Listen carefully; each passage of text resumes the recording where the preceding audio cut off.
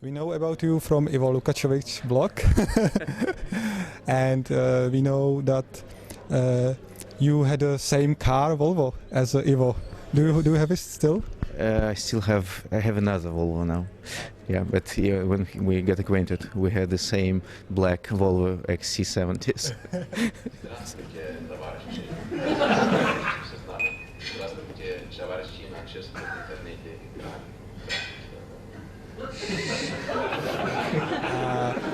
Could you please describe your company in short way of the history of the company?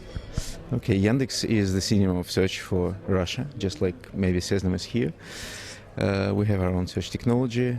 We started as a technology company. We started almost 20 years ago when we started indexing patent information in Russia before the internet appeared.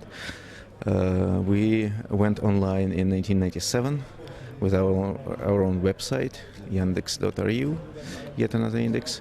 And by 2001 we've become the largest search and portal in Russia, and now we provide all kinds of informational services to Russian users. And we dominate the search market with almost 60% market share. And why do you use your own search engine and not some other? Because when we started developing it, there was no other search engines.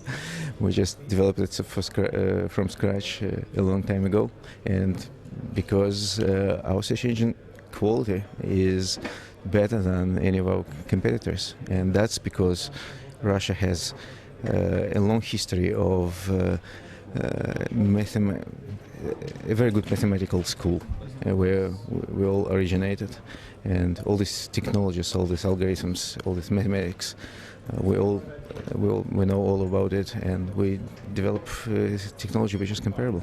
And are you upgrading this engine as time goes? Yes, so Yandex as a company exists since March 2000, almost for 10 years already, and I'm the CEO and one of the co-founders since 2000. And so, what's the main reason, do you think, that people in Russia use more Yandex for search than Google? Because we search better, because we provide more informational services. We are much more localized by providing local services, like from any type of local information to services like even traffic jams on the maps, which nobody does.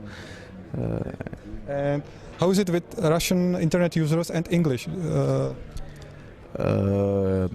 90% of all the search requests relate to the local information, to Russian-speaking content, Russian language content. But we also index the World Wide Web. We started with indexing just Russian-related materials, but now we extended to providing more information, worldwide search information for Russian-speaking users. But we still target on the Russian-speaking audience, but we provide information from all over the world. Okay, and is there in Russia a strong community of geeks around some web-related media or some technology? Of course, the conference like this, we have the Russian internet-forum collects more than 3,000 people usually. So yes, our geek community is very large and distributed. Yeah. And how is it with hiring geeks for internet project? For example, here it's still the problem because we have not so many people. Yeah, this is the key problem for any internet company and for technology company especially, in particular. People who program everything, actually, you depend completely on people. First, when we started, we were a pretty small company and we were hiring our friends and friends of our friends. And then, of course, we had to do something more than that. And what we've done was we actually tried to recreate the Russian School of Data Analysis. Now we have the full-scale training. It's Magister 2-year courses for 100 of students who graduate knowing all the methods of computer linguistics, classification, machine learning, cluster calculation, all this stuff. So we train them. In your company? We do it in collaboration with the top universities, of course. Great. And what about the environment for investors and web startups in Russia? Do you know how it's going? The environment? For investors and startups, the atmosphere and... The atmosphere is just like anywhere else. The main problem is that there is much more money available than the minds, the brains on the street. So if you have a viable idea, it's very easy to find the money for it. You just even angel investors are in Russia? Yes, there's a lot of private investors, there's a lot of institutional investors. Yandex, more than 55% of our shareholding structure belongs to institutional investors. So you don't have a majority of the Yandex now? No, we have a much more complicated structure in controlling the company, so that founding shareholders retain more control. But yes, the majority of the company belongs to different institutions now. And do you think it's a problem for you?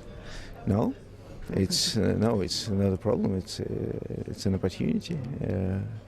We have better liquidity because of that. We have transactions from time to time. So our employees who have stock options, they benefit from those transactions. Okay. And what about the planned IPO? We plan. Of course, it's hard to tell now this environment, but we planned when the IPO a year ago. Now we consider it as one of the possible options, but no immediate plans. Because of financial crisis? Because of financial crisis, because of the whole environment has changed. That we don't need IPO eagerly. We're a profitable business and we have enough money. We were discussing IPO options only to provide more liquidity to our shareholders. So now it's been postponed, but it still is one of the options. Okay. Super, great. Thank you.